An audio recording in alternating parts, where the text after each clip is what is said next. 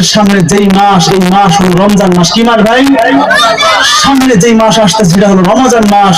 রমজান মাস সম্পর্কে কিছু কথা আপনাদেরকে জানানো দরকার, কেননা পয়গম্বর আরবি মুহাম্মদ রাসূলুল্লাহ সাল্লাল্লাহু আলাইহি ওয়াসাল্লাম যখন রজব মাসের চাঁদ দেখতেন তখনই তিনি রমজানকে স্মরণ করে দিতেন। তিনি বলতেন আল্লাহুম্মা, বলেন না আল্লাহুম্মা বারিক লানা ফি রজব ওয়া শাবান ওয়া বাল্লিগনা রমাদান। আল্লাহর নবী সাল্লাল্লাহু আলাইহি ওয়াসাল্লাম এই রজব মাসের চাঁদ দেখার সাথে সাথে তিনি এমন একটা দোয়া করতেন, আল্লাহর কাছে বলতেন, আল্লাহ আপনি আমার হায়াতের মধ্যে বরকত দেন, রজব এবং শাবান মাসে আমার হায়াতকে রমজান পর্যন্ত পৌঁছে দেন। বলুন সুবহানাল্লাহ। আমার হায়াতকে রমজান পর্যন্ত পৌঁছে দেন। এই কথাগুলো সাহাবায়ে কেরামকে শিখাইছেন আল্লাহর নবী।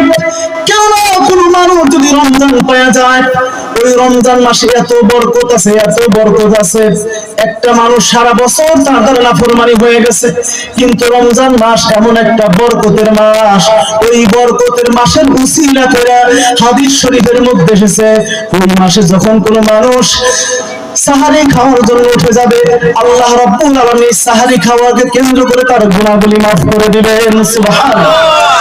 ওই মানুষটা যখন ইফতারের জন্য বসে যাবে, ওই বান্দা যখন হাত তুলে আল্লাহর কাছে যেই দোয়া করবে, এই মাসের বরকত, এই রোজার বরকত আল্লাহ পাক তার দোয়া পয়গম্বরের মতো কবুল করে নেবেন। সুবহানাল্লাহ।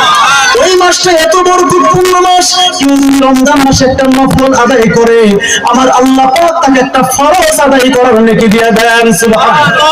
ওই মাসটা এত বরকতপূর্ণ মাস, ওই মাসে কেউ যদি একটা ফরজ আদায় করে, অন্য মাসে 70টা ফরজ আদায় করার মতো নেকি আমার আল্লাহ দিয়ে দেন। সুবহানাল্লাহ। আল্লাহর কাছে জিজ্ঞাসা করে, আল্লাহ আমাদের উপর রোজা কেন ফরজ করলেন? আল্লাহ তাআলা বলেন, ইয়া আইয়ুহাল্লাযীনা আমানু কুতিবা আলাইকুমুস সিয়ামু কামা কুতিবা আলাল্লাযীনা মিন ক্বাবলিকুম লাআল্লাকুম তাত্তাকুন। আল্লাহ রাব্বুল আলামিন বলেন, এই রোজার বিধান আমি তোমাদেরকে দিলাম, তোমাদেরকে একা দেই নাই।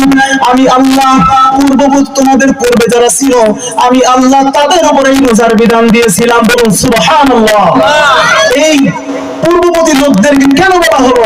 বলছে একাকৃত মানুষের মধ্যে অনেক সময় ভয়ভীতি কাজ করে, আমি এটা একা করতে পারবো কিনা। আর যখন বলা হয় না আগে ওই ধরনের পরীক্ষা হয়েছে, আগে ওই ধরনের বিধান ছিল, তখন কিছুটা স্বাভাবিক মনে হয়। আল্লাহ জানিয়ে দিলেন, শুধু তোমাদেরকে বিধান দেওয়া হয় নাই, তোমাদের পূর্ব যারা ছিল তাদেরকে বিধান দেওয়া হয়েছে। বান্দা জেনে রেখো,